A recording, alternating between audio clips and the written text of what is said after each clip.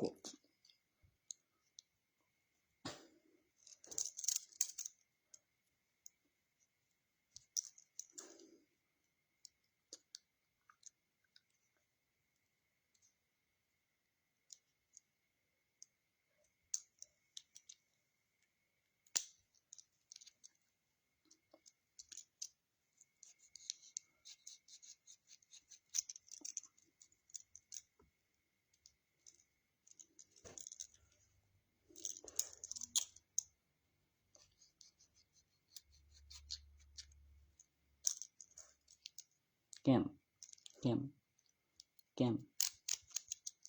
แก้มมึงบ่มีกำไรวัตถุแม่นบ่มึงเบิกใส่ฮู้จักเครื่องเงินบ่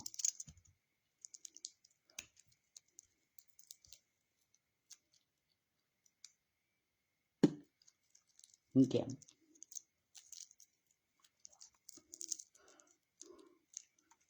เอาดูดีมา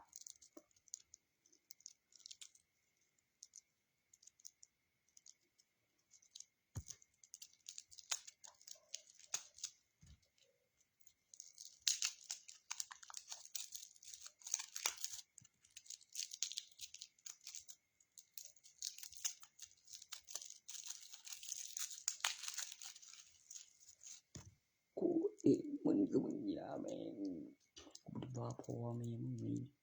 มึงให้มึงพิมพ์เอกสารบ่อ่านใส่หัวใส่แม่ว่าค่าบัญชีมึงส่งมึงจดแล้วเอาอีบ่มีหัวสิ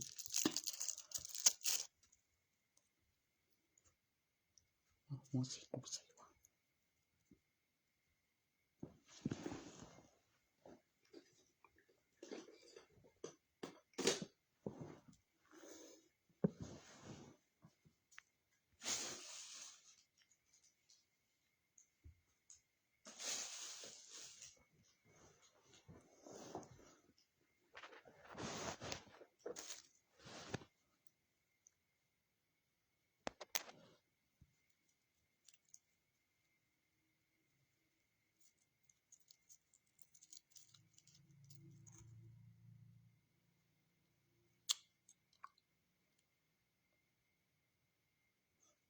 โอ้ยเห็นบัดนี้อีล่ะ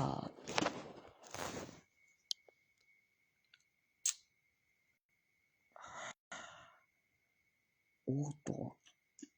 ด้วย2320ว่ะ2223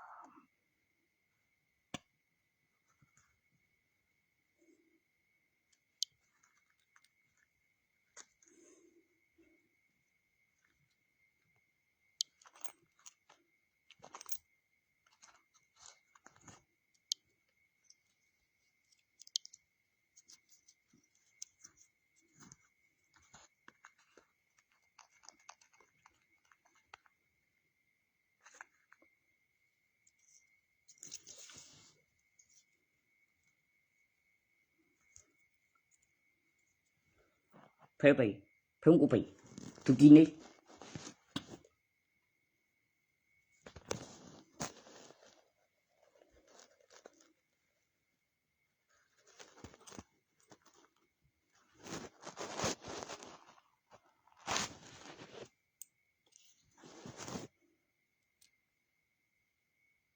มึงว่าหยังโอ้กูเอิ้นกลับมาได้ดีแล้ว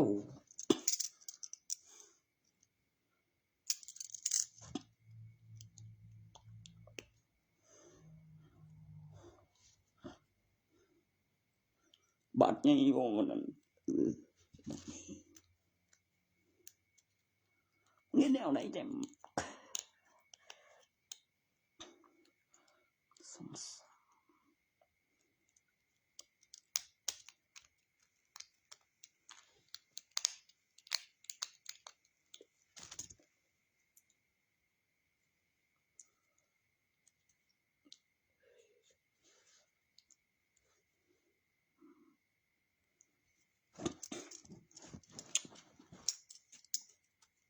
เห็นต้นฉบับนึง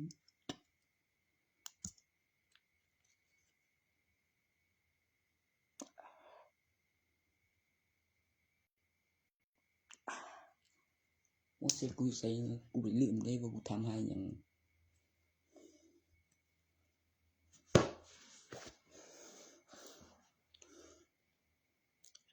ไปเอาสิ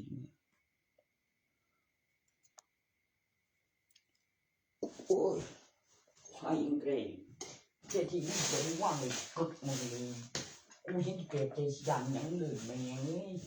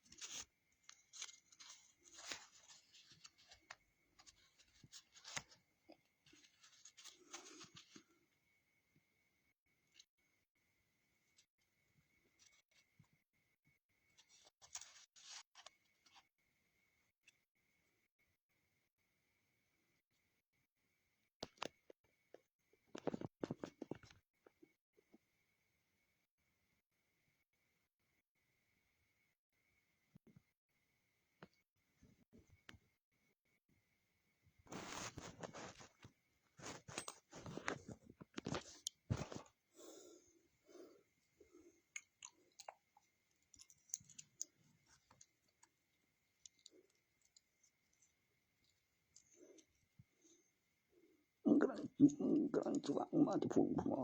เราดูกันมาที่พุ่งจริงบ่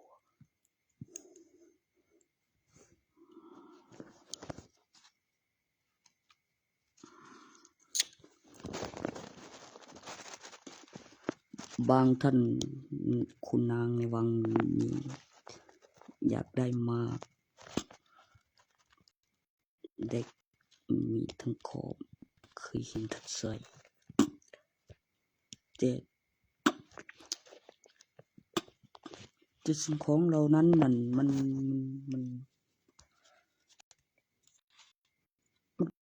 ใครแม่รู้ดิใครได้เลือกก่อนให้เบิ่งเลือกก่อนได้เลือกก่อนกดเบิ่ง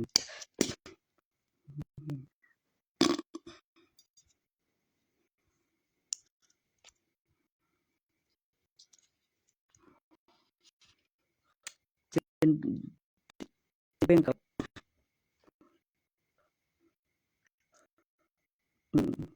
ประกันกับเซียนอะไรเพราะว่า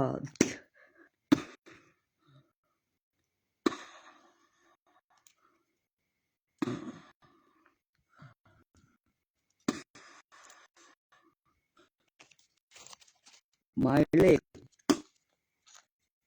ของหลักฐานวัตถุโบราณ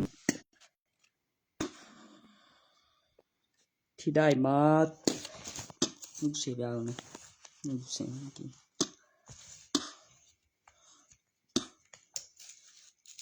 แง่งเดียว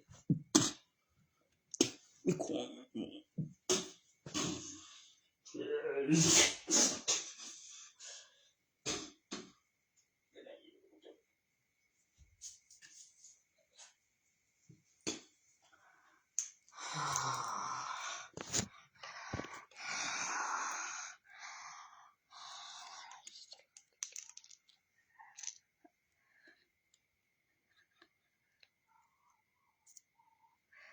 1 2ทำมุม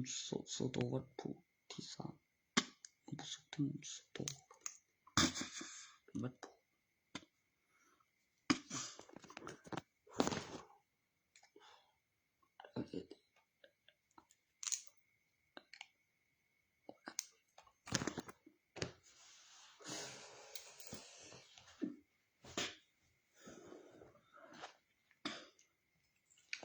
เสียงแก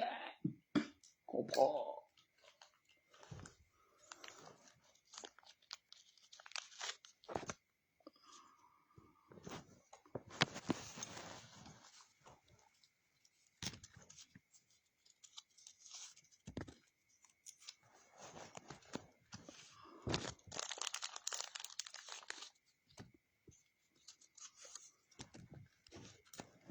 เนื้อเก่าโบราณจริงๆนั่นนะ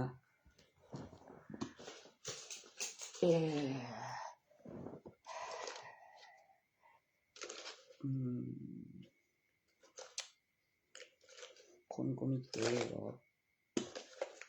พระแท้ทำไมไม่เจมเบลินวะเจมเบลินเรื่องไอ้บุญบ่แพ้เป็นมะขามนั่นเรื่องบอกว่าไอ้ปีโอ้ยแบบวิเศษบ่อนยังโอ้โหมือเวลาเล่นหมดมาหินโกง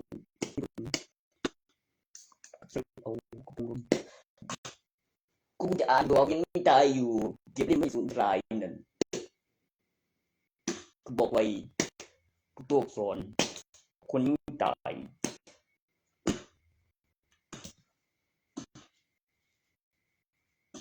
สมาธิไม่เท่ากับประโยชน์947ก็ที่เป็นไปได้นี่หนังสือออกเล่มใหม่เก็บวิดีโอเสร็จแล้วเล่มใหม่ออกมาได้ยังไงเนื้อตรึงมันแล้วเสร็จ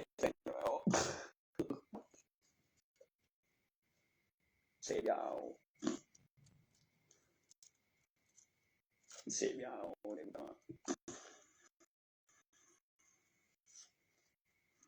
ซื้อไปทำกูเดี๋ยวเลยประโยคพิสูจน์เรียกเครื่องมันแต่กับมันจะเป็นภาษาเลยอยู่ว่า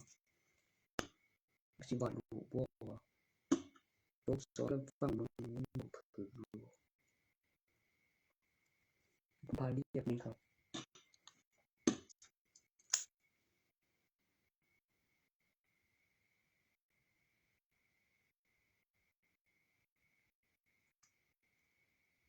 จากเวลามาก่อนหน้านั้นพร้อมในหนังสือโตอย่างภาษาอังกฤษภาษาเพื่อนบ้านต้องเข้าไปนับใหม่มีทางแล้วที่แปดบอกว่าการคิดของเป็นสื่อเอโตปีแต่ว่าด้านยังทางหาน้ำหนักเอโอยูตัวสื่อตำแหน่งที่ของตัวเป็นตัวหัวที่เสียงตำแหน่งที่สามของลักษณะ3ตัว2ตัวถอยตัว2ประกอบตำแหน่งที่3เอเมลเอไอโอยูจะโอวีได้หรอเป็นรูป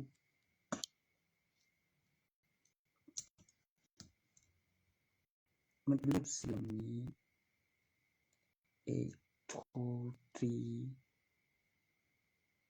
8 2 G จัตวากรอบสี่เหลี่ยม A I O U ออกข้าง5เป็นตัวสระลักษณะประกอบ ยงอ่านเสียงเป็นประโยคตัวอักษรอีก10ตัวและอีก10ตัวในตัวอักษรและตัวสักลักกเป็นตัวอักษร2ตัวกับตัวสลักกทั้งใช้วิดีโอแล้วก็รูปแบบตัวอย่างการเสียงของลักษณะตัวอักษรเพื่อขึ้นรูปแบบ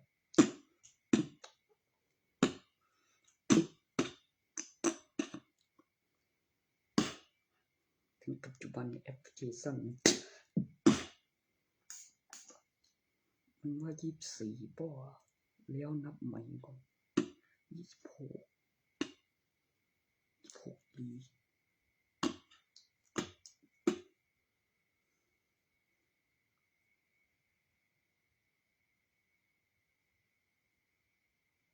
ทุ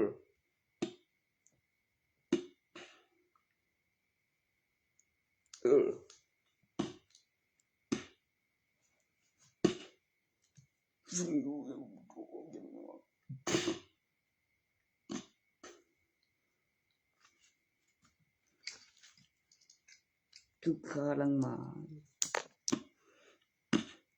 ตุกนกไงวินกายมา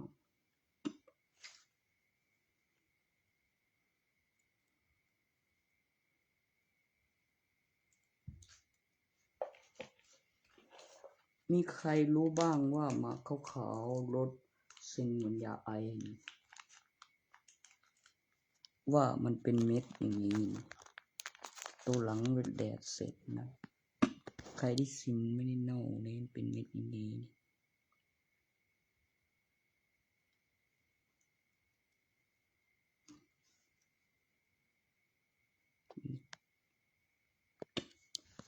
ตัวเสียบไว้ข้างบนสมัยโจร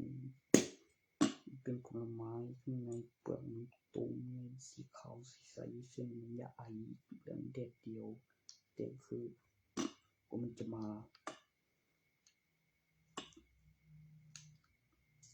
ได้แช่ดอกแล้วเขียนในหนึ่งเงินผูกแข่งได้แท้เสือ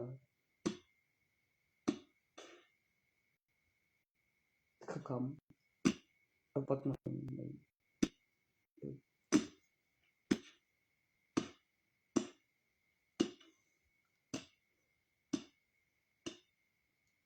ยังสนะอีหามีเองตึงทิ่มหัวให้กู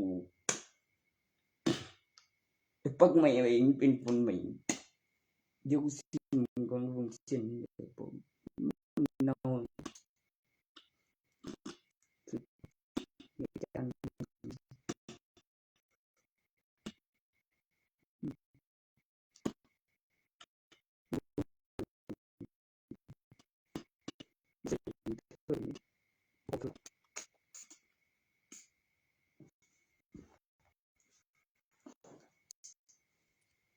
คือช่วยบ้านเหลือยังไงเคยเรียกเธอ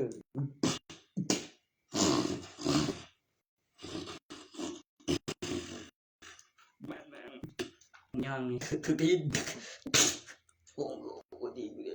อีได้ละ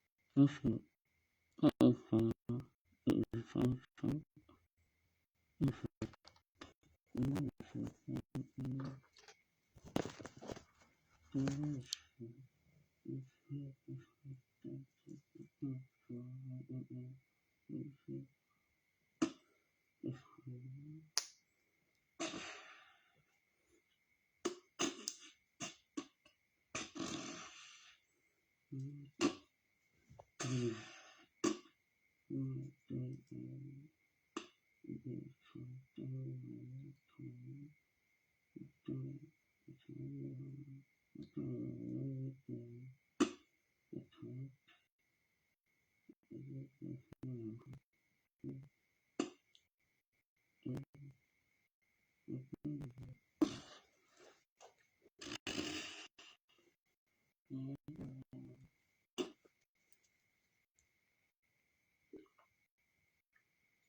นตัวสะพานข้างบนแบบสะพานลอยอีกชั้นหนึ่งเดี๋ยว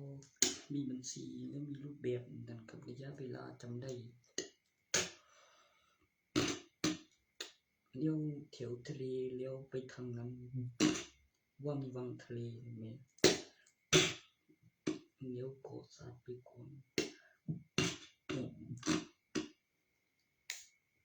มีทางเข้าทางออก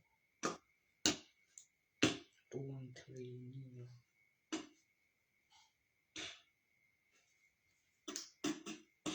ตามกับสวนสยาม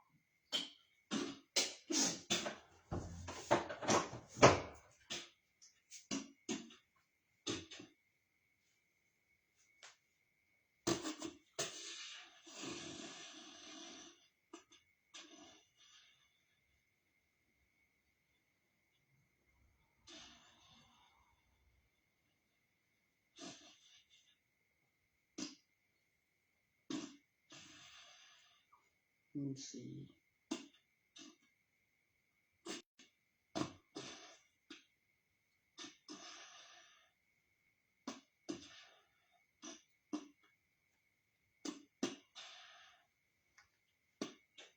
ตายไปหลังอยู่บนนั้นดี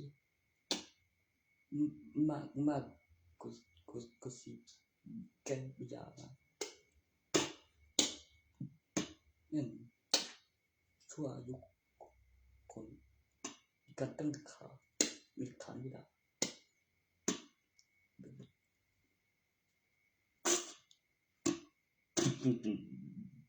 คือมีเอกสารปันส่งปันห้อง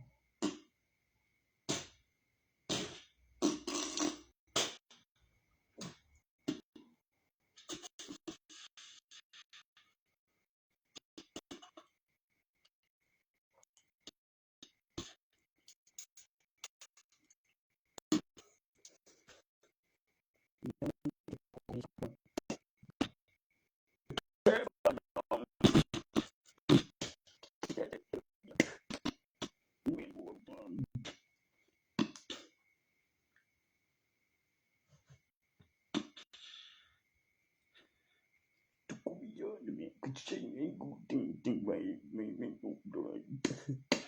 เดี๋ยวหน่อยไม่เก่งไม่เหมือนผู้หญิง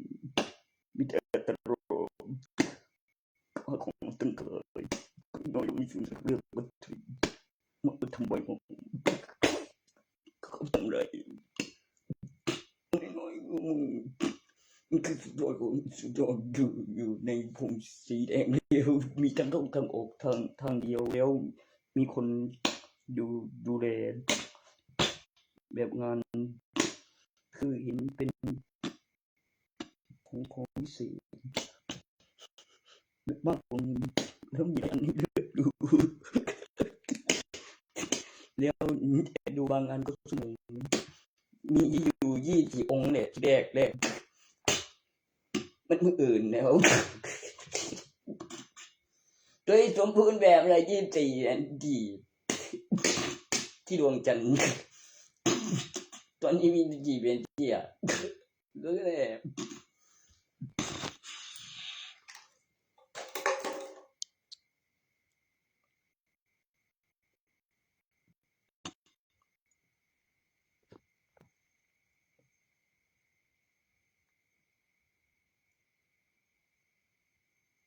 GPS ก็เห็นรถเคลื่อนที่อยู่ในร้านที่เข้าเบามันก็มี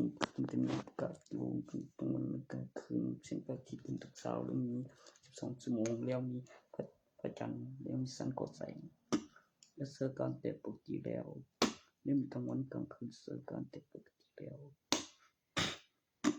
ตามประกาศอยู่ที่พระอาทิตย์ขึ้นทุกเช้า สั้นๆและไม่มีคำเป็นที่ถึงก่อน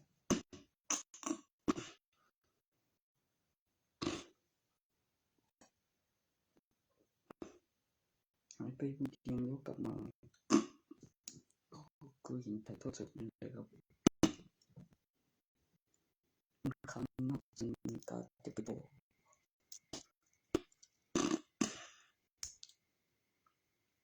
ตัวเจ้าป่าเจ้าเขาเนี่ยจะเป็นแบบนั้นหรือว่าเดี๋ยวมีตัวอย่างแต่จะไปต่อเป็นที่ไม่มีเจ้าของกระปุกใส่ไว้ในกายในร่างกายไม่ใช่บ้านเมืองที่แบบว่าจะไปนั่นเลยที่งงหลอนงงก็โทรศัพท์มันหายไปงงแล้วกลับมาไม่จุด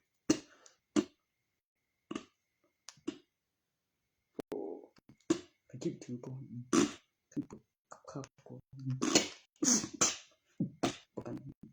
เก็บคุณลีนจุดที่ได้มาไผ่บ้านไม่ได้ค่าเอาค่าเรือนกุ้งคืน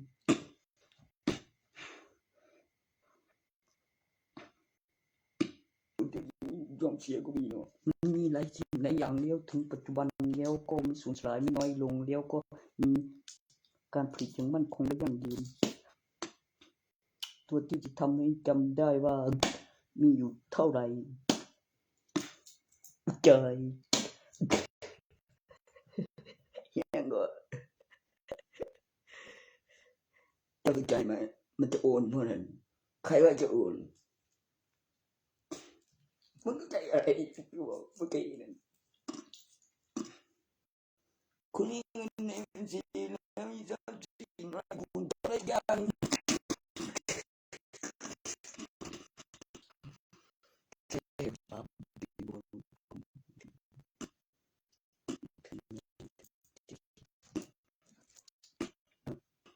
คือถึงตรงที่ปูไปมีเขาบุกเองโชว์ที่ไว้ใจทำอยากด้วยเถอะต้องจ่ายแบบแต่จนเรื่องทะเบียนที่ใหม่จริงๆครับเกียรติศาสตร์ปีเดียวเองซีเบอร์เดิมแล้วนี่โทยหน่อยดูมีคนรับสายสั่งเบอร์ส่งตรงส่งเลขไทยมันก็ได้อยู่อ่ะทันเวลากรรมการลงทะเบียน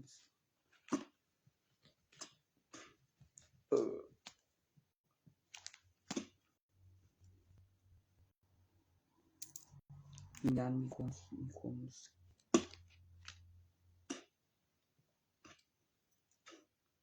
วงซ้ำไม่ได้เพราะว่า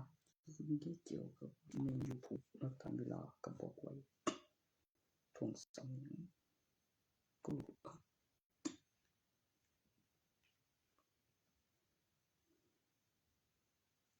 วัตถุโบราณอะไรบอกว่ารวมถึงการขยายโตและความมันสุขขนมเวลายังขาดทุนตามการทำที่ได้ฝากทำคืนอาทำเสร็จแล้วจำได้ไหมแต่คืนก่อน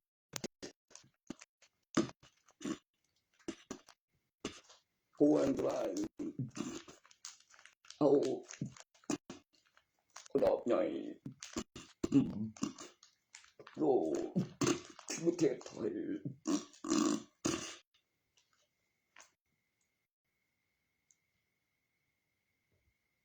คนว่าเขาสีแดง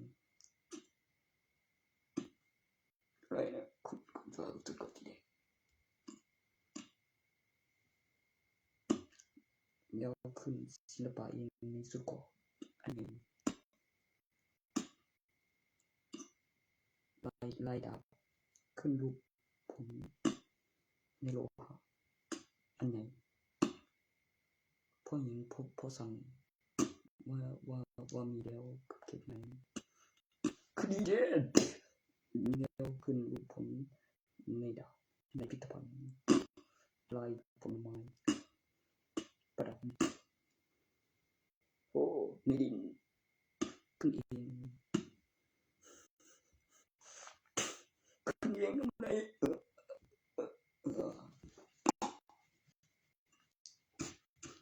ไม่ได้อะไรจะหรอกเคยไม่บอก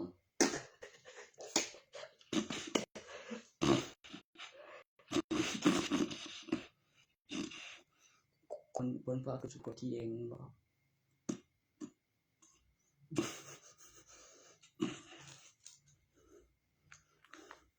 เจ้าที่ขึ้นได้คุณได้อะไรคุณได้แล้วคุณได้อะไร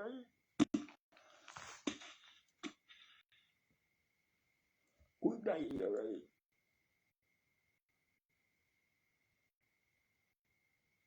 ตัวมัวเสียงหายากเนาะ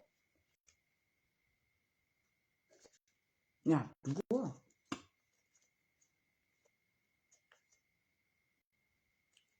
ที่เราไปตรวจก็ไปไล่กูได้ยุบว่า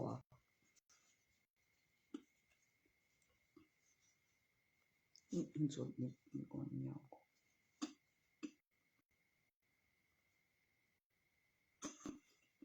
นะครับมันสดนิดก่อน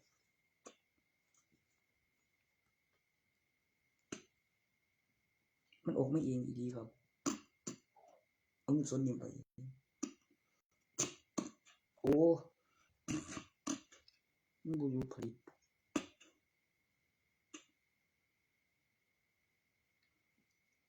ตัวจะวิจัยตอนเงินนั้นมันต้องมีเงินสดเงินฝากมีเด็กบัญชีเดี๋ยวตัวนั้นออกไม่เองนั้นคือมาทำว่าไปยังอยู่บอกว่า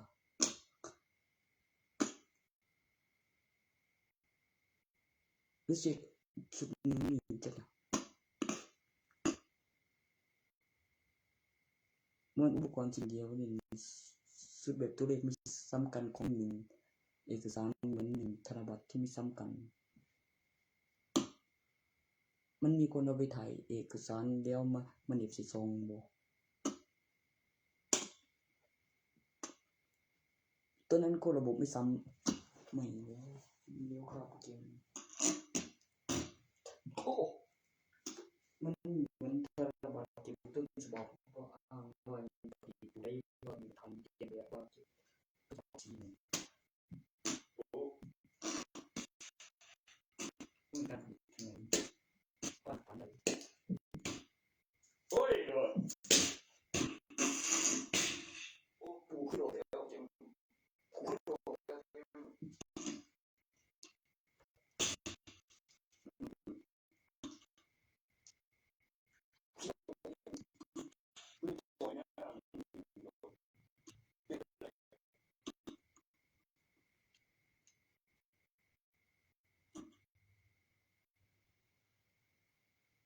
ถึงในเกมบอก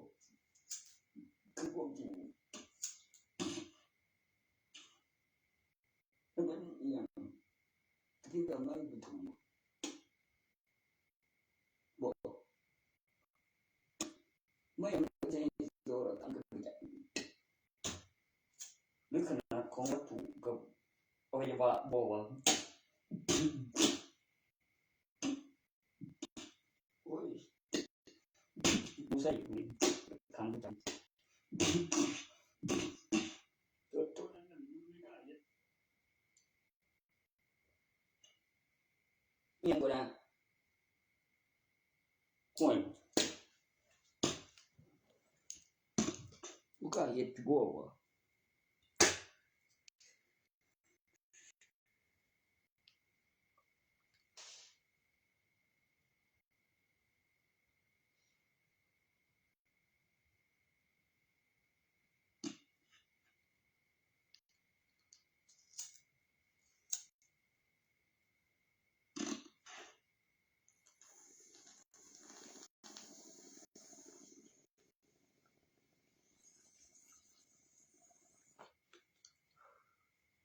เที่ยวดูว่าตัวนั้น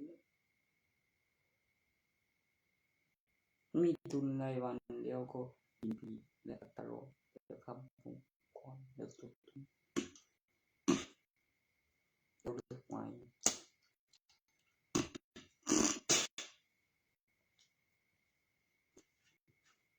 แล้วก็ดู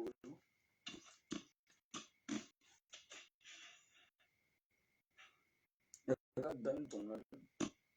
ที่ไปนี้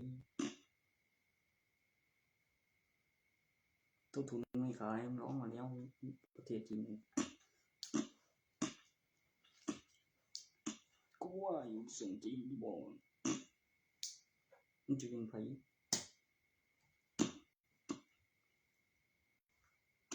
ทุนไม่ขาย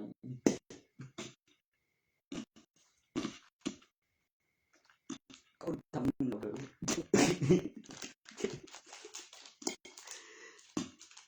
เขาเรียกอะไรอยู่ด้วยไม่ใช่ตัวตรงบัญชีได้ครับโดยที่ว่าเหรียญนั่นที่ก็ตีเดียบเลยได้หลังจากนั้นมีกับสินบ่มีแล้วกำไรบ่ใบโผตัดตัวว่าตัวตรงเรื่องนั่นบ่ตัวตรงเรื่องชัวร์ตัวตรงเขาโอ้ยตัวตรงเขาบ้านเขาเรียกน้ำหนักของทองบาทหนึ่งเป็นหลักฐานวัตถุที่มีกำไรวัตถุตัวนี้นี่ในสมัยรัชกาลที่ 9 ของตาแผ่นดินที่เรียกแปรรูปขึ้นห้างตั้งชื่อขึ้นเซ็นของน้ำหนักทองบาทหนึ่ง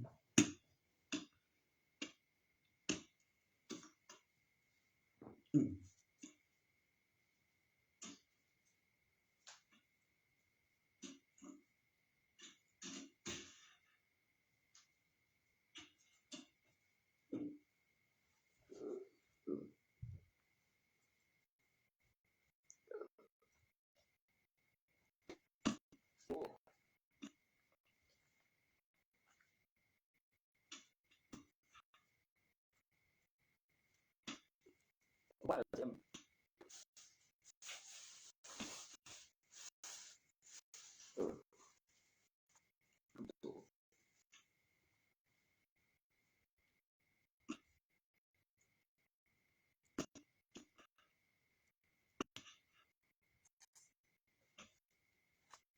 แปลว่าดีมีจังค่าคันถูกมาก่อนที่สารรักษาจึงปัญหา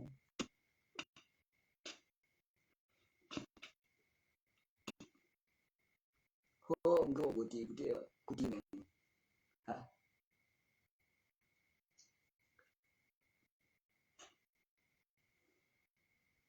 ได้ไง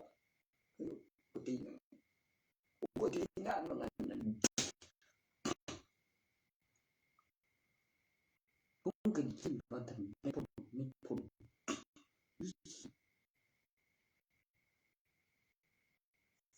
ดีบ่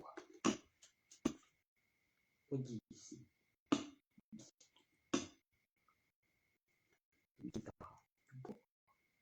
ที่ว่าเพิ่นที่คนบางที่กันเพิ่นอาศัยมีสายตึง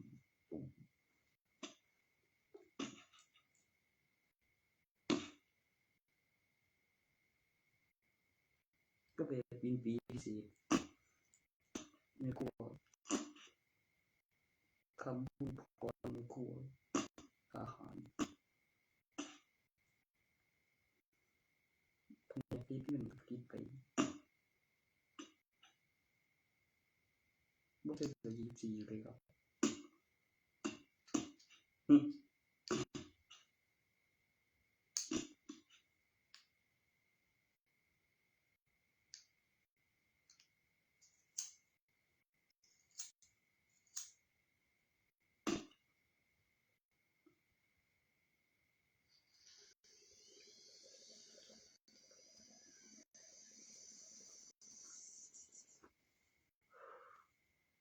เว้นนารูโตะเลยครับเบิ่งภาพวาดผมก็บักนารูโตะเดี๋ยวเมียมันพยาบาลผู้หญิงกับหมอชายกับเธอเดี๋ยวกับตำนานกระดูกต้นไม้โลหะน้ำไฟฟ้ารูปแบบหนึ่งตัวสัตว์สนามบินหนังสือเดี๋ยวเปิดบนคอนได้มีแอปพลิเคชันมีสิดูจะตั้งเร็ว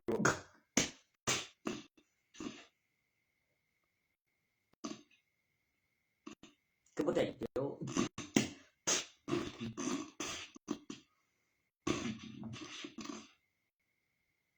ก็นั้นไม่ใช่หรอถ้าอย่างนี้เดี๋ยวมาจะได้ถง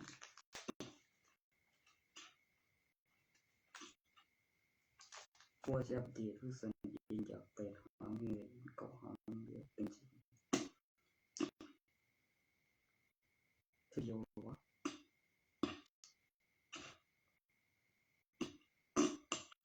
มีสิหางบ่อนตัวโพล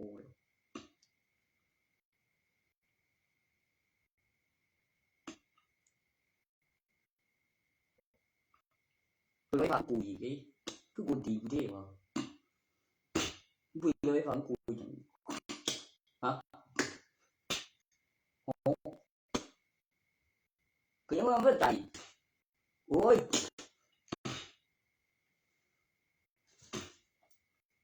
ไอ้ก็พอแล้วทรมทุกครั้งแล้วผ่านไปประโยชน์สุดๆเจ็บดีโอเจ็บสันสาวถูกกองมาทำท่าครั้งเดียวอีกสักครั้งไปบ่อยเป็นนี้ได้บุกเกิน10 ปีคำว่าย้อนตัวนั้นไม่ถูกยันบานคนบ่ตายโคตรดีจริงเดินไปที่บ้านนับคนลงทะเบียนบุ้ยเก่งเงินที่บ้านพีเคบอก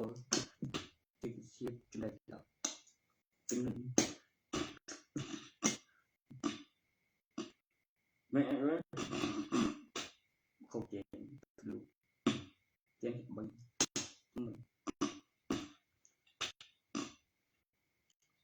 เดี๋ยวสมาธิตั้งข่าวมีสี่ก่อนเด็ก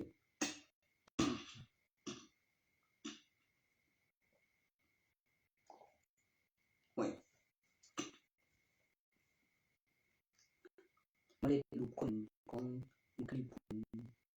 และอธิบายเรื่องเป็นต้นและถึงดีและเป็นผู้จีนเรื่องเป็นต้นและเทียนและสิบโกและร่างกายโบคบคนนั่นก็ได้เชื่อเลยการอธิบายว่าตัวนี้โบเป็นคนกับขึ้นลูกตั้งแต่เป็นมะเร็งตั้งแต่เป็นแกนเหลือแท้บอกไว้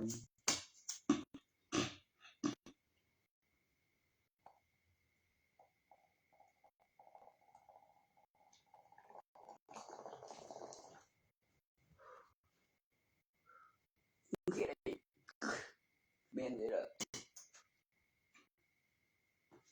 ต้นนั้นใน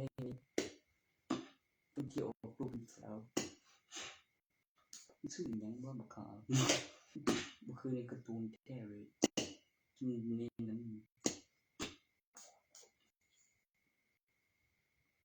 ตัวที่มีดอกไม้ครับ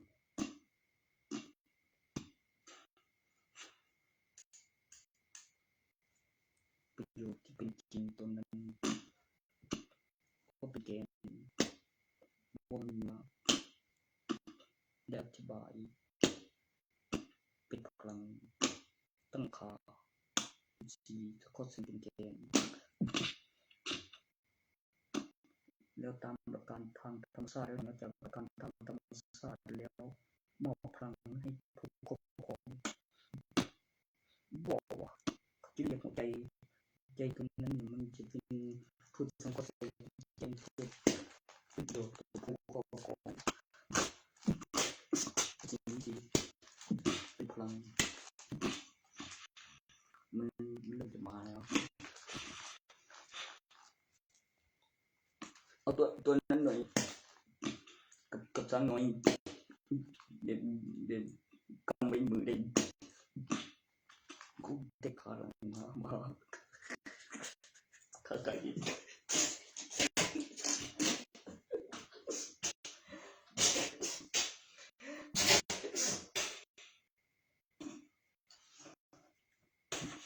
ตัวนั้นหน่อย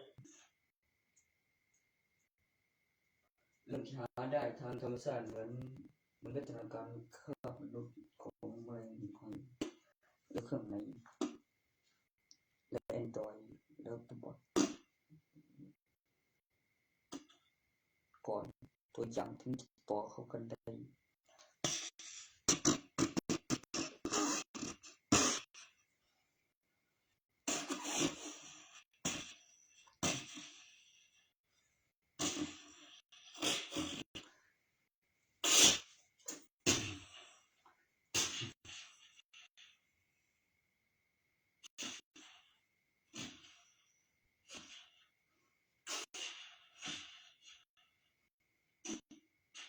ได้จากอนุสาวรีย์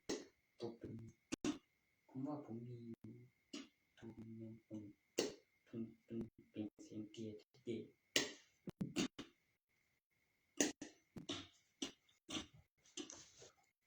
ในวัฒนการครับผมขึ้นกดที่ตัวเป็นสื่อ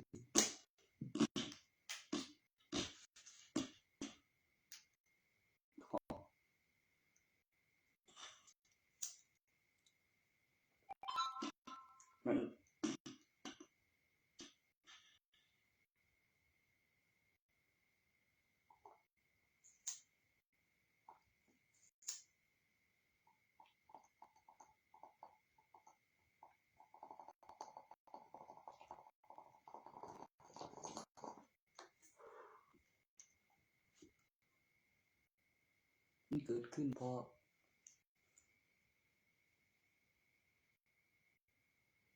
ผู้สาบสีจนเป็นแสงออกเป็นเดียตรวจของเสียมันเลยเป็นห้อยเฮ้ยของอะไรบ่ของพวกเป็นพี่โอ้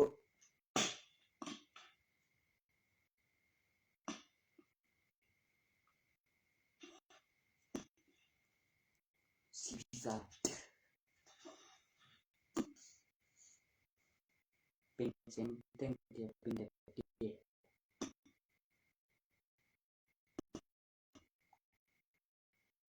เสียเป็นเส้นมันมีบ่มันยมมันทำเป็นสีเดียวเป็น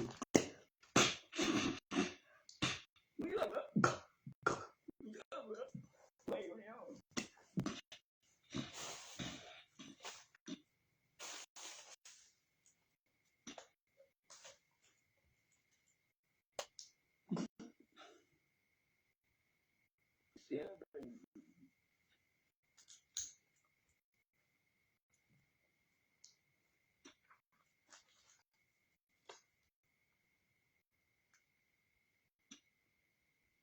ที่ออกแล้ว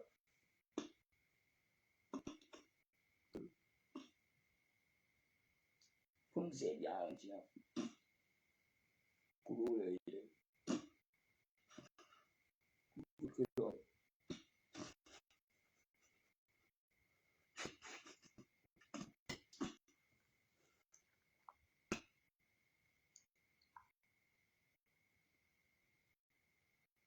บริเวณตัวบน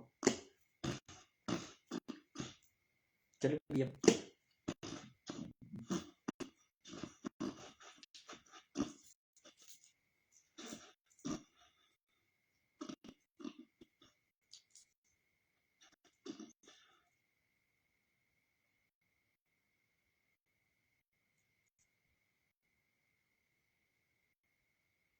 ผมเห็นบาปอะไรที่มาถึงดวงนี้คนเคยเห็นตัวแล้วมาถึงความถึงเห็นบุคคลด้านตรงนั้นว่าตรงกลมมันไม่ได้เอา UFO มาหรอกมันมีคนข้างในมันไม่มีหรอกมันเป็นข้อความตัวนั้นเรียกตัวข้อความนั้นนะครับอุปกรณ์ข้อความไปได้สันบรรยากาศแม่นั่นข้อความนั่นแหละข้อความบาปโอ้ยตัวข้อความบาป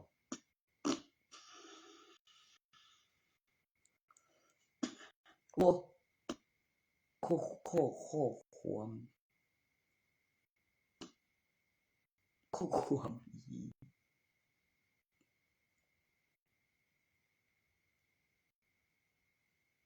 มีเครือข่ายไร้สายลอยตัวใต้สังคณิการูปแบบไปถึง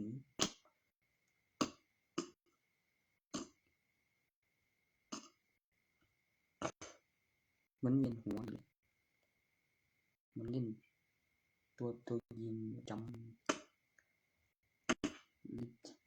ล็อกเองไม่มีคนบีบแต่มันนิ่งกว่านั้นอยู่อันนี้เขาเรียกเครื่องเล่นอะไรวะจำเปิด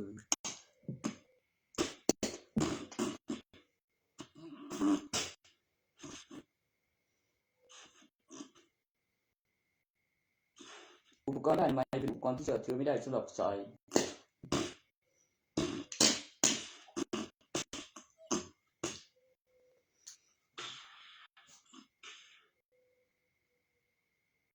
ไม่มีกูไปด้วยผมคนงานเยอะจริงตัวเดียวไม่เป็นมากไปทานก้นพวงขุดแปลงเลยแม่เดียวกันบ่อนเลยแปลงกับแปลง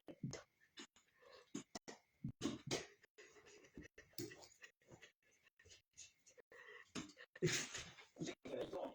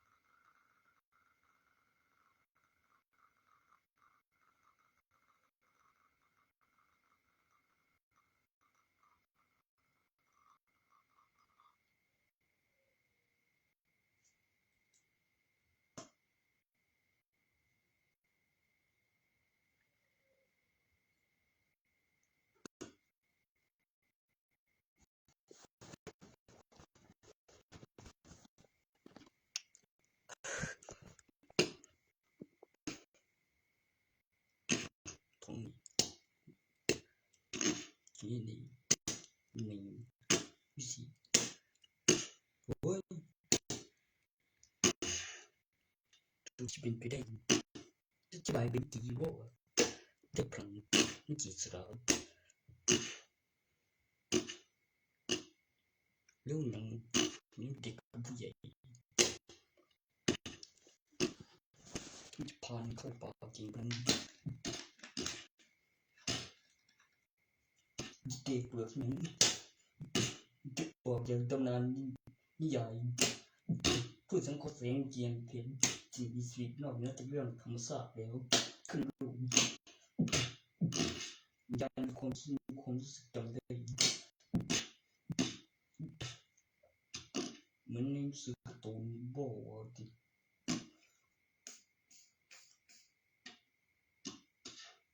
ไม่นานแล้วสังคมนี่ของเป็นไม่ไปเก็บได้ก็ดีกว่าบางคนตั้งขาเป็นผมว่าอยู่ปักไม้อยู่ได้ในสิ่งไอ้สิ่งนี้บ้างรถเปรี้ยวรถกูสิ่งไอ้แดดยิงแค่เขาจะโบนั่นในเยี่ยมจริงงูว่าจริงเอ้ยเครื่องเต็มถือหัวกลับมายังเที่ยวไม่เด็ดวันนั้นไม่เกยจืด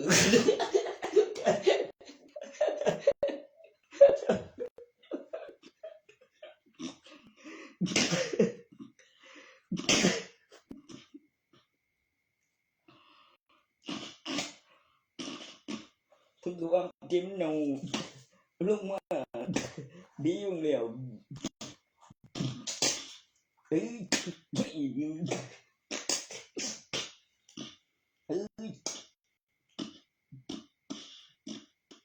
ยังไงคนเองก็ยังไงเดียวกันงั้นได้อย่าดื้อเด็กอยู่ที่เย็น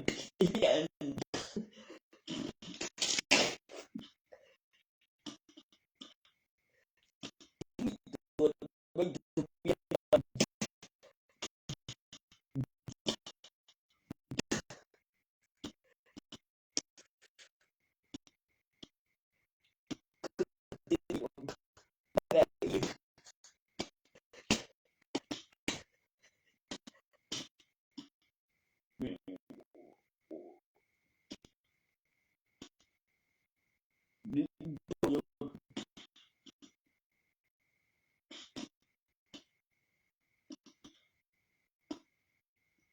ี่ต้นจะมีจริงหรือจะดื้อเนี่ย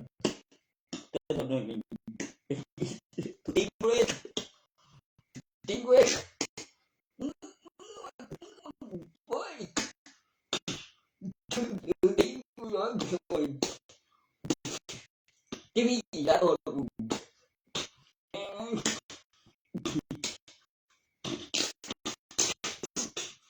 เมื่อกี้ว่าไม่ใช่หรอ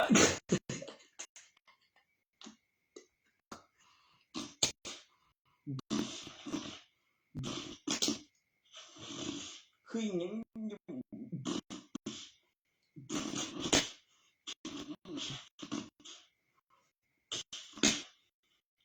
คือที่พูดว่าถึงความเจ็บ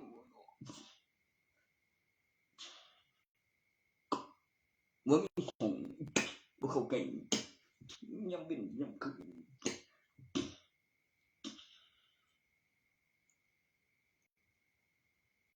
ยัง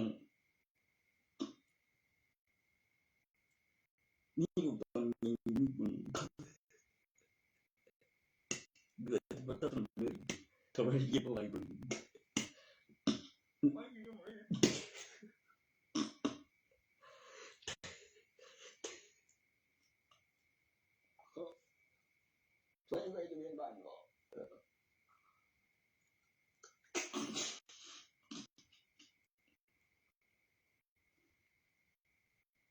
ชื่อนราขวัญนี่ว่ะ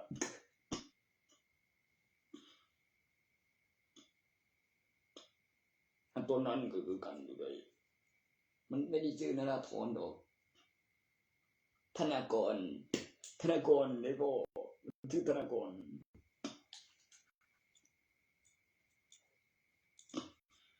ชื่อธนากรเป็นพ่อหมดโอ้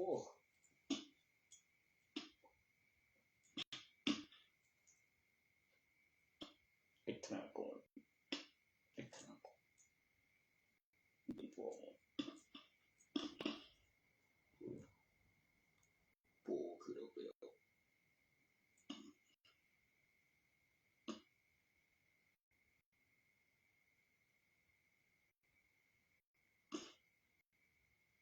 ทางสัญญาณไฟแจ้ตอนในเดียวก็คือสวยเดี๋ยวเฮ็ดแบบคือประหยัดไปเดี๋ยวสิลงว่างตึกนี่ตำรวจไปสิตกตึกเขาเกี่ยวเดี๋ยวคือก็โอ้ตัวกูถึงกันจับกันจับกองตรงตัวบดโวยเขาเรียกว่าฉันผมคันว่ามันไม่อยู่มันใช้ตัวไม่บริการโดยคือแกบอก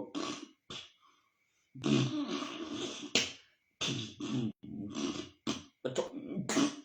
มันไปหวัง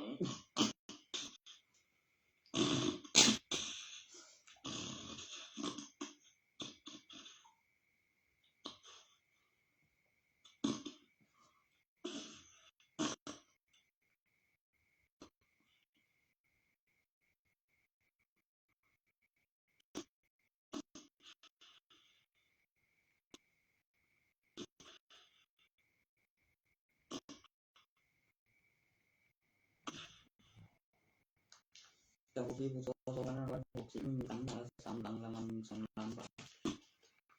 หลังจาก2560มี3หลังรางวัล4 6เป็น6ล้านบาท80คูณ3ตรงมันที่คุณต้องเจอกับมีเงินและของแล้วนับจำนวนแล้วก็นับเป็นอำเภอแล้วก็มีหลักฐานแล้วธนาคารได้2ล้านแล้วมีปัจจุบันมีอยู่ที่8ล้านธนาคารได้ร่วมในสลากกินแบ่งคำว่าสลากกินแบ่งรัฐบาลเป็นรางวัลที่6ล้านบาทของราคาใบ80คูณแสน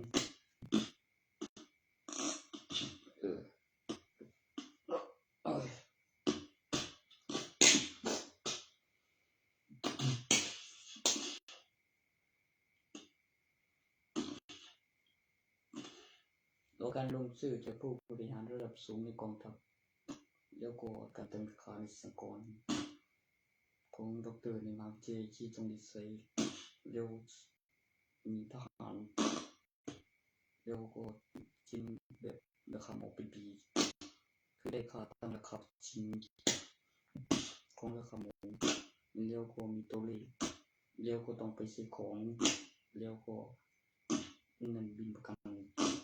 ของสาขาวิชาภาษีที่มหาวิทยาลัยคือมีขาย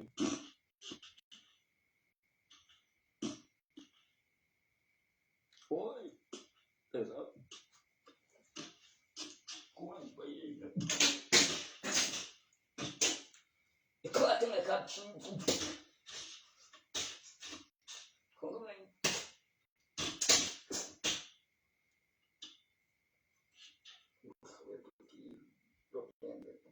โอ้ยจริงจังตัวนั้นมันก็มีหลายอย่าง ผมบอกดร.ไอ้ดร.ลงไปผมขาย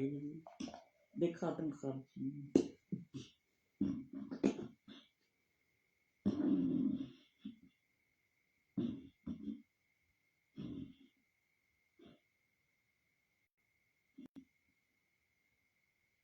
เรียนเป็นโต๊ะพี่โอ้ย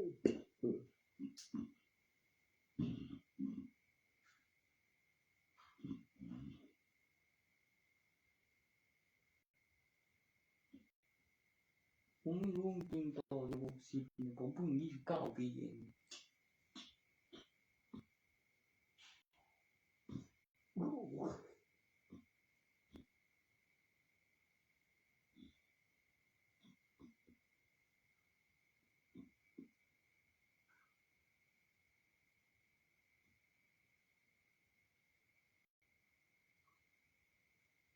ผมมัน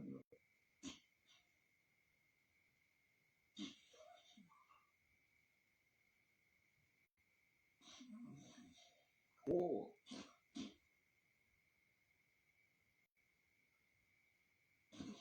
ทำไมดีจังแพงด้วยบู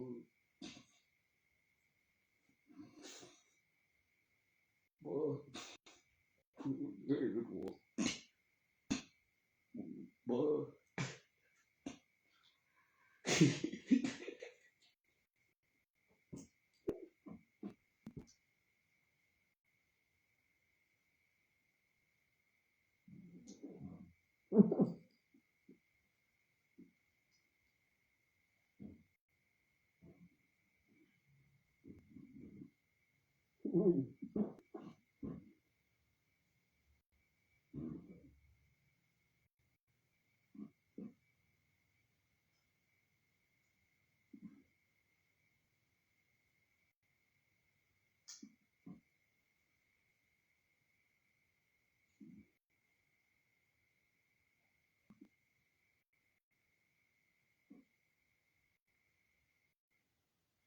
ว่าจริงๆได้จบตัวที่เป็นปีแต่อะไรก็มีการตอบสนองต่อการ1977ของนิทานยายพ่อมดทุกคนที่จับนางกินดีจากในป่าเป็นผ่านนิสา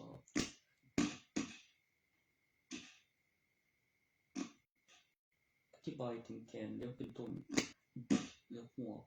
แล้วมีเรื่องทางธรรมชาติและนอกเหนือจากเรื่องทางธรรมชาติเกิดจากแกนเป็นสิ่งมีชีวิตมีพลัง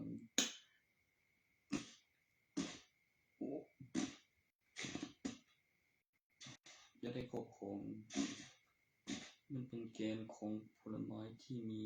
ลักษณะรูปแบบเหมือนใจกลางแต่ขึ้นรูปแบบของมนุษย์หาได้ทางธรรมชาติมาก่อนถึงจะน่าเชื่อไม่เคยได้ทางธรรมชาติอย่างขึ้นรูปแกนในนั้น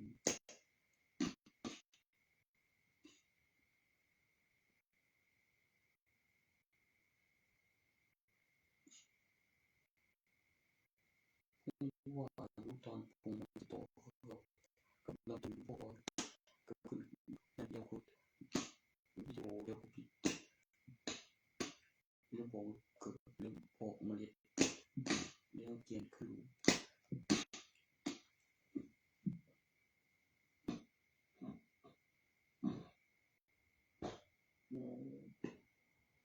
ตรงนอน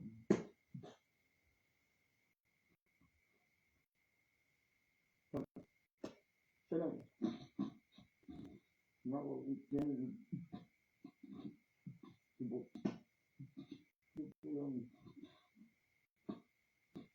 นี่จะเที่ยวที่นี่ได้กับคน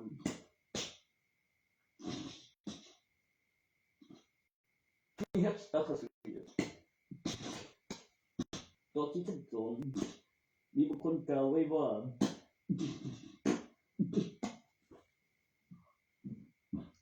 เนี่ยว่า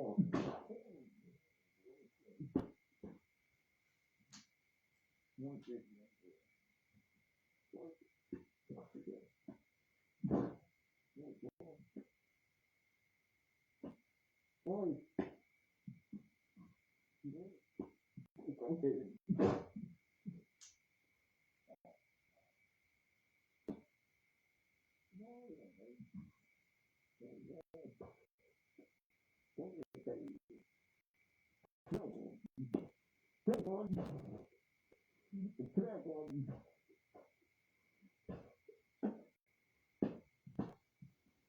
นี่ก็ได้นะ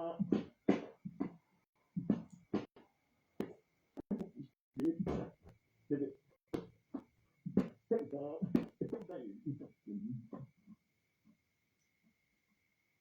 เป็นพวก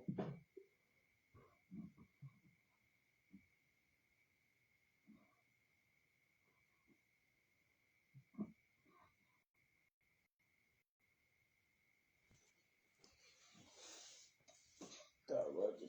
สิ่งที่เป็นแบบเรื่องมาตกกับ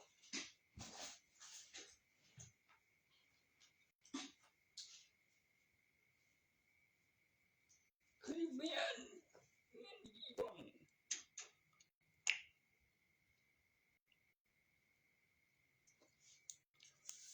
ตัวที่ถูกหลอกเนี่ย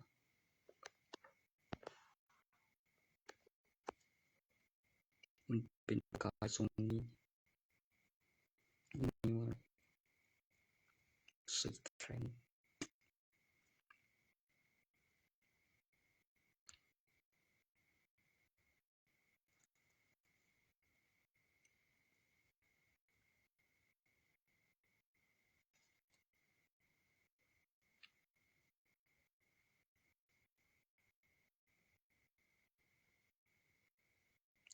ไอ้ทรงนี้แบบวันกันดิ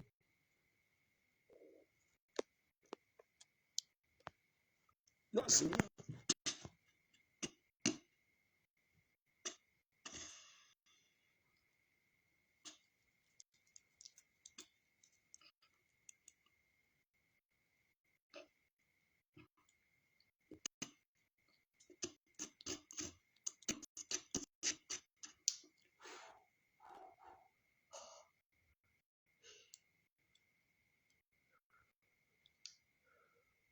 แล้วน่าสิ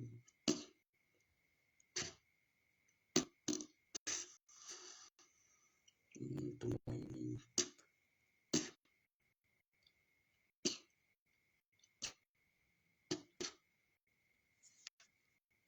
ตัวนี้ยังว่า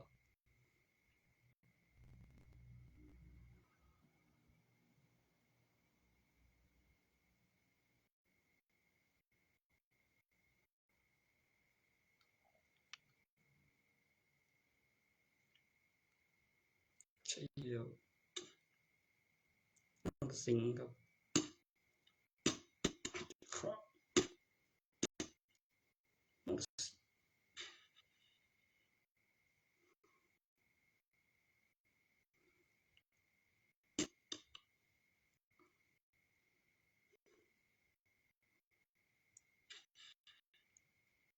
ไปดึกได้ไหมว่าวางไว้ความตรงสกุลคือเด็กไรนั้นรอการตั้งราคาเป็นสกุลของอนุภาค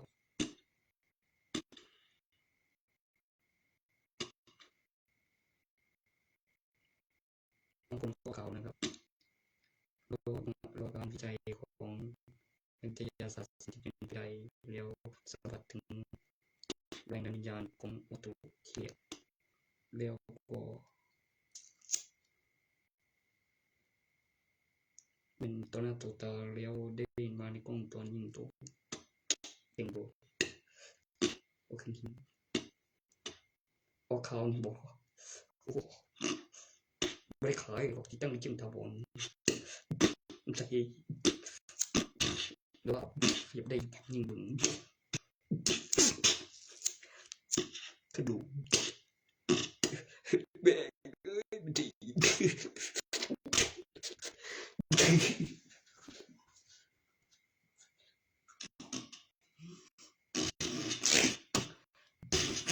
ห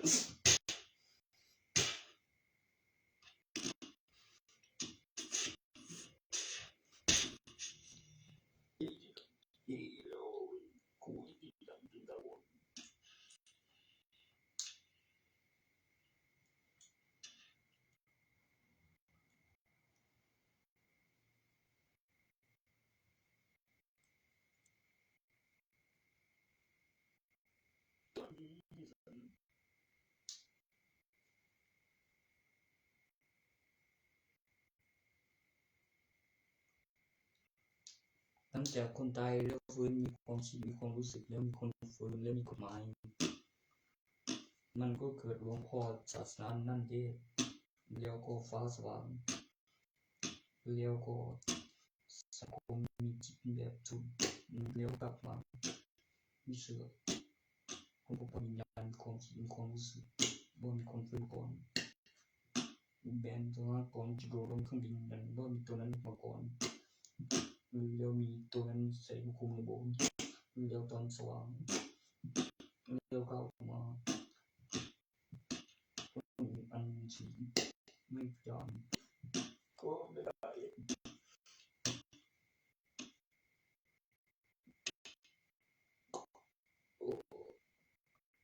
กูเชื่อ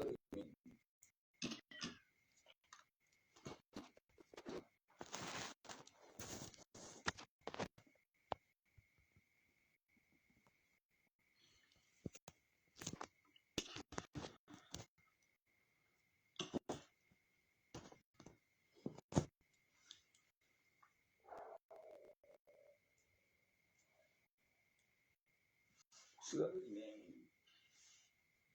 โอ้พึ่งเดี๋ยวก่อนเฮ้ยที่น้องเองเลยมันเกิดสุดเดียวเมื่อวันที่จะโง่ทุกขาไงซะเมื่ออาจจะมีโกรธบ่ที่มันอยากให้มันเป็นไม่เยอะอีกก็ต้องมึงคุยกันไปหาทัวร์เด้อไปหาทัวร์โว้ยเด็ก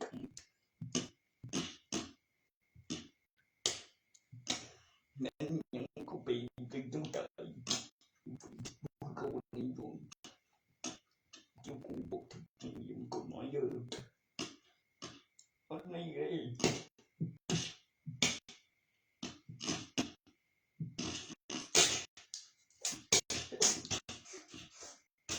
แม่โอ้ยคงกันเนาะ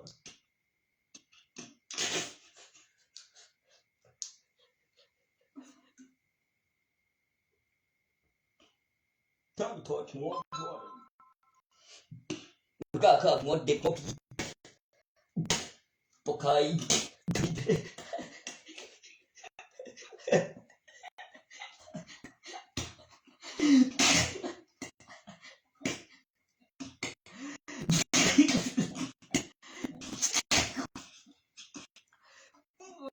ผมยกใจเยอะแยะมาเบ้เลยข้ามเบ้เลยยิง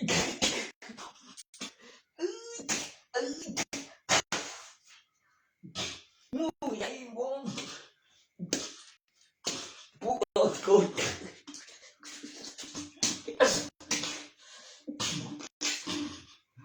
โอ้ปุ๊บดีวงมึงข้างไงมึงเจ็บหมดทุกสารอย่างดีว่าเพื่อนไทยแต่รุ่นเป๊ะบอกโจ้มาเลย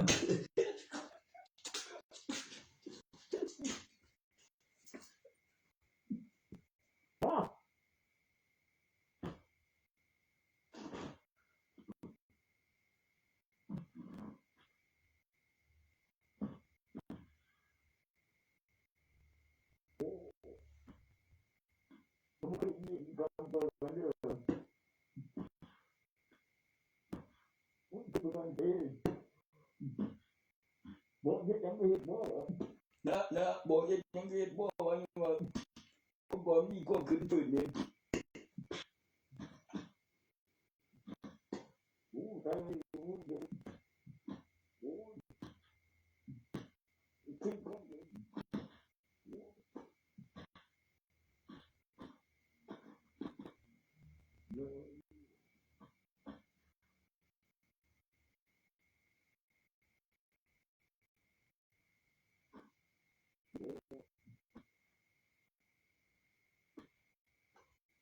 一半在这个这边的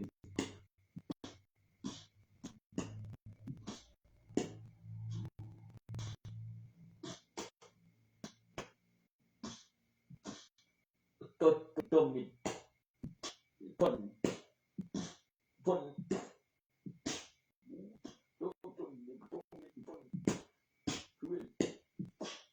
ที่ต้นเม็ดที่ปนมี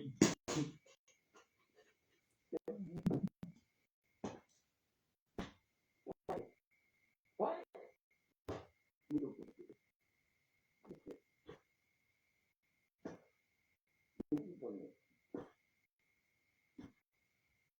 ตัว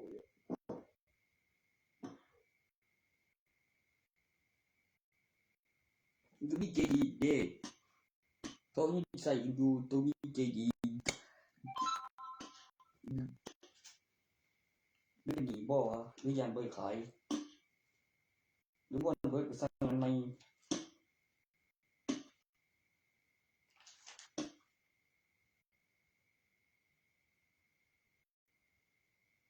นี่เป็นบ่วะปกติเหงาโอ้ย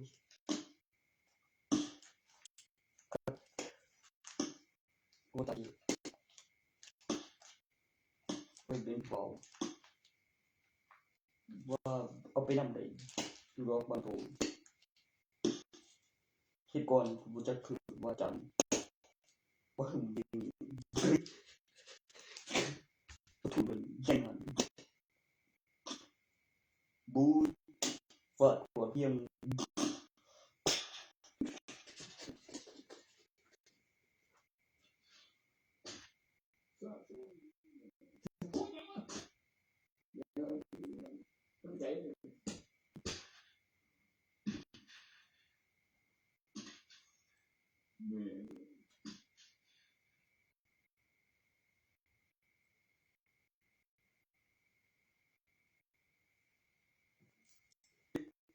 ดีอยู่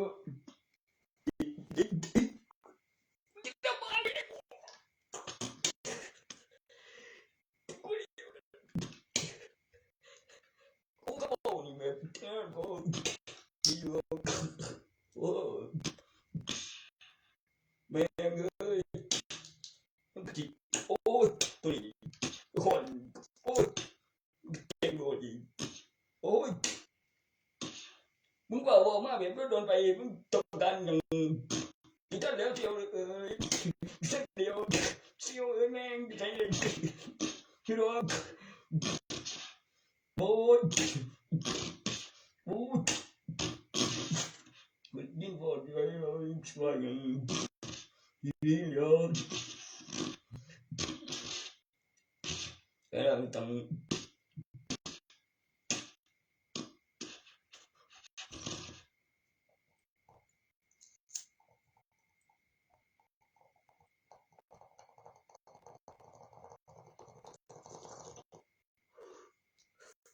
เอาไปนำกันทั้งอย่าง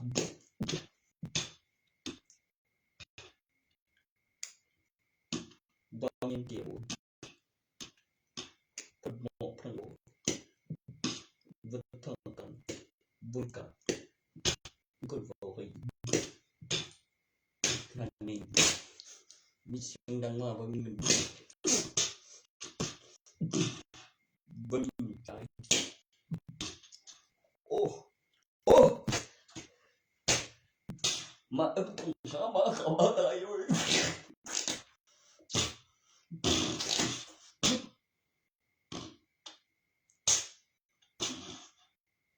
เวลาคือจนผมบ่ตายเลยbị thùng gấm miệngมึงเดี๋ยวนี้กูดิnó mẹกูจะ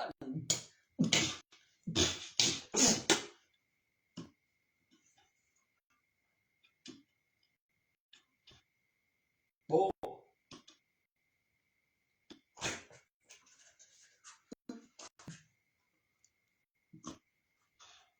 เซ่ มีด้านจำได้ใช่ต้นเนี่ยนี่ผม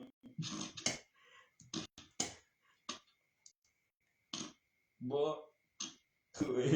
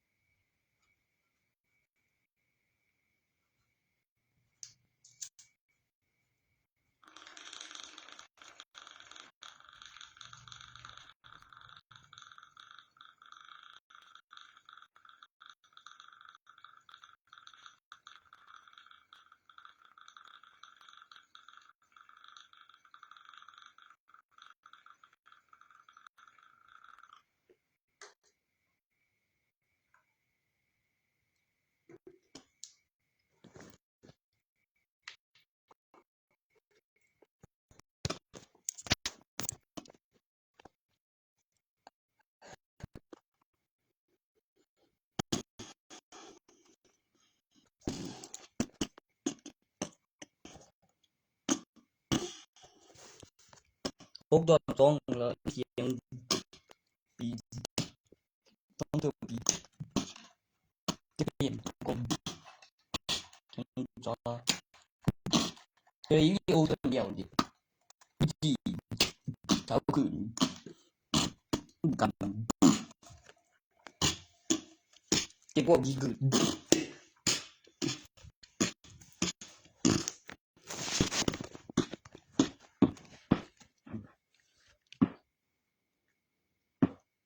เจ้งความหาค่าย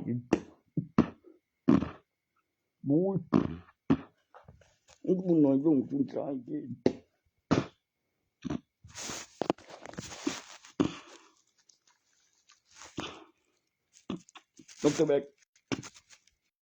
ดร.แบกบ่เห็นอุปกรณ์บ่ไป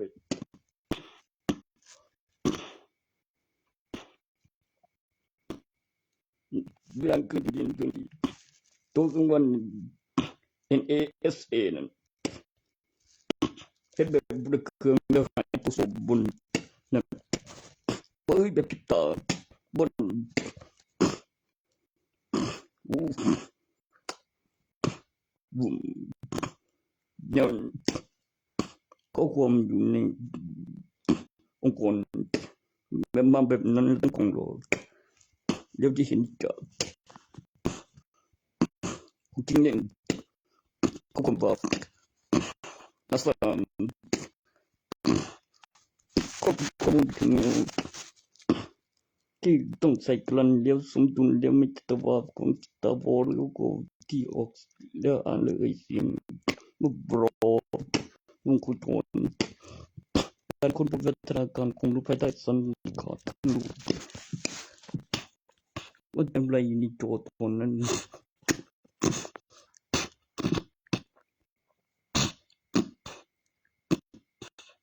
ถึงปัจจุบันสถานการณ์ปกติเวลาในกล้องวงจรตรงกันการถ่ายทอดสดหายใจยังอยู่ล่างพี่ก็มีใส่สกัดแต่ปกติแล้วอีกกลางวันและกลางคืนการพัฒนาของพิเศษดาวเทียมวิทยุตราตันต่อสารเพิ่มเก็บภัยพิบัติที่เป็นอันตรายในแผ่นซีดี2012หลักฐานวัตถุนำไฟฟ้าขึ้นลูกเครื่องหมายตำนานร่องรอยตั้งชื่อจากสนามบินข้อความเตือน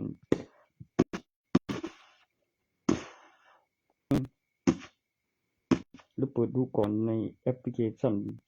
ปฏิทินสิ่งก้าวข้ามภัยพิบัติไม่เป็นอันตรายต่อผู้บริสุทธิ์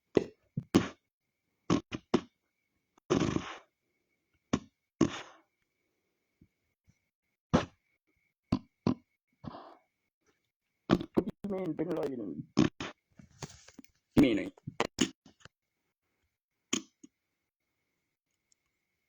หาจากการเช็ดมือหรือหาจากการเล่นลังสีก็ไม่มีมันมีคนต่อเงินของทนเลยและสังคมไม่จำเป็นกำหนดเวลากับอ่านเอกสารหลักฐานว่าทำสิเร็วมันก็จบปกติว่ามีหลายคงไม่มีทนไม่น้อยอยู่ไม่มียิ่งยังไม่ได้ขัดทุนว่ามีดูสักครั้งวิดีโอตัวประทับสันไปทะเบียนบ้านตรงนี้จะเป็นที่ปลอดภัย